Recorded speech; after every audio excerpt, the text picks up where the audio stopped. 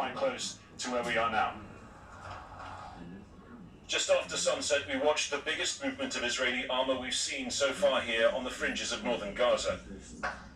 As the tanks moved south, heavy artillery stationed behind them fired round after round of long-range shells. A prolonged, intensive barrage lasting over an hour. Well, on the day that the Israeli military confirmed that it was preparing a plan for a ground offensive, this is the kind of heavy armory movement that we haven't seen up until this point. Also, consistent heavy artillery fire as well. That plan is due to go up the chain of command to the political leadership for a decision to be made. With darkness, another line of tanks, preceding hours more heavy shelling. The Israeli army saying it was attacking from the ground and the air, although through the night, ground forces didn't enter Gaza territory. Instead, northern Gaza was pounded by concentrated fire in the heaviest bombardment so far. Rescue teams rushing to a destroyed home on the outskirts of the city of Beit Lahia after reports that a family was inside. 2 bodies were pulled out. Abu Ali had been out helping the injured. A call diverted him to identify the dead. His daughter and 3 grandchildren. A brief, quiet prayer, a new burden of grief for one more family. The effect of the shelling, of an imminent or just threatened ground assault, evident on the streets. Hundreds of Palestinians streaming south, exposed yet more to a worsening conflict. Earlier, the Israeli military had said it had carried out a series of major strikes against Hamas, destroying an intelligence unit in the south and anti-tank units in the north. From inside Gaza, repeated heavy waves of rocket fire at intervals throughout the day and night, targeting urban areas in central and southern Israel. This was the impact on Ashkelon, repeatedly struck in the early hours of Friday. Hamas saying it had also targeted Ramon Airport in the far south, where Israel had diverted air traffic for safety. I said that we would exact a very heavy price from Hamas and the other terrorist organizations. We are doing so, and we will continue to do so with great force. The final word has not been said, and this operation will continue as long as necessary. The Israeli government is aware it's fighting 2 battles, the other violent front line, a threatening fracture within Israel, bringing racial violence to town after town. Among the incidents, 2 Jews shot and injured in the town of Lod, a soldier severely beaten in Jaffa, a heavily pregnant Arab woman seriously injured by a rock thrown at her head. In southern Tel Aviv, a Jewish Israeli TV crew targeted by Jewish rioters.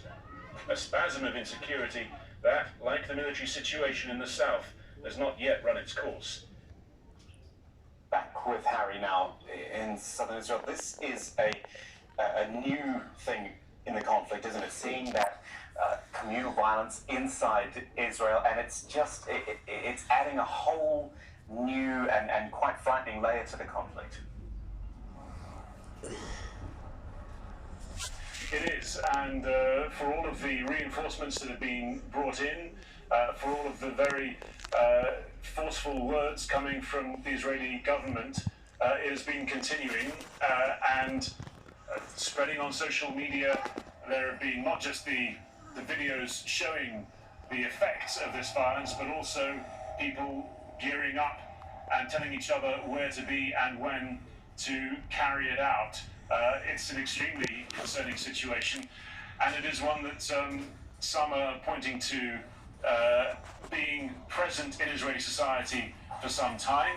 That there is intercommunal racism in Israeli society. There's also a good deal of violence. The Palestinian Israeli politicians who have been calling for more police intervention in criminality in Arab towns inside Israel are saying this is the impact of all that gun violence, all those guns on those streets, and the ability of organized crime that they say has not been properly addressed by Israeli police, that it is now coming out and being expressed in a way that is directly impacting Jewish Israelis and not their own societies that they've been talking about for so long.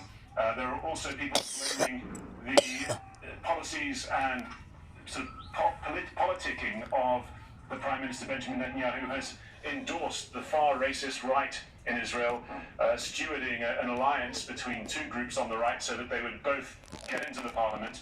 and shore up some extra right-wing votes in the last election, that has given a real shot in the arm to the Israeli right, racist marches, which in turn obviously causes a reaction on the Palestinian side. Yeah. Okay, thank you. Harry Fawcett reporting from southern Israel. And now Yumna Sayed, as we saw before, in Gaza. Hi Yumna, how is it today? It seems quiet at the moment at least. Hi, Kamal. Well, as you mentioned, yesterday was definitely the most violent night of the raids on the Gaza Strip.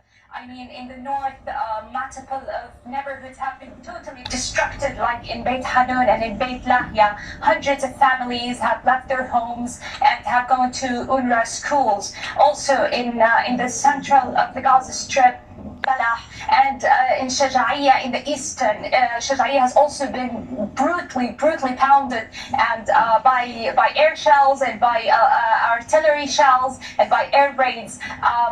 The situation is just getting more tense. It does not seem that any of the international any of the international mediators are able until now to get to an understanding to de-escalate the escalation that is or the violence that is going on.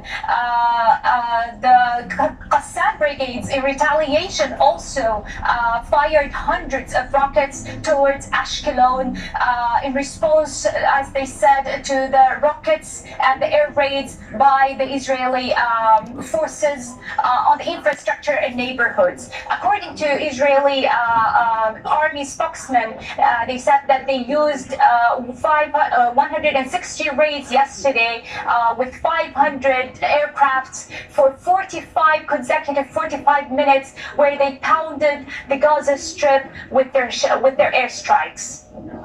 Yumna Sayed with the update from inside Gaza. We'll be talking to her more again later. Thank you, Yumna. And now bringing it all together, Marwan Bashara, our senior political analyst on Skype here in Doha.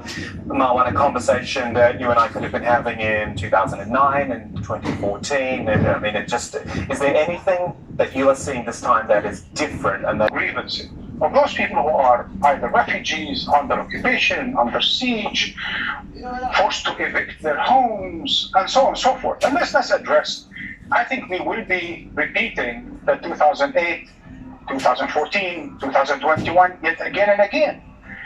And the sense that every time there are false promises, wake up again out of this thing and so on and so forth, ends up being no more than massive punishments of the people of Gaza, who have been punished for so long, for 5 decades and more, under occupation, under siege, in big refugee camp, in a big prison.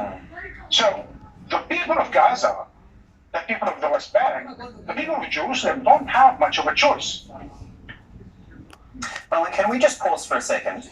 I can't actually remember how many days ago it was now, but with people, with the Israelis storming the mosque there, and you know, another trigger point, Sheikh Jarrah as well, all these trigger points, which, as you pointed out, none of them get any full attention, and then suddenly we're back into the phase of war. That is actually an unfortunate development, I must say. I mean, the way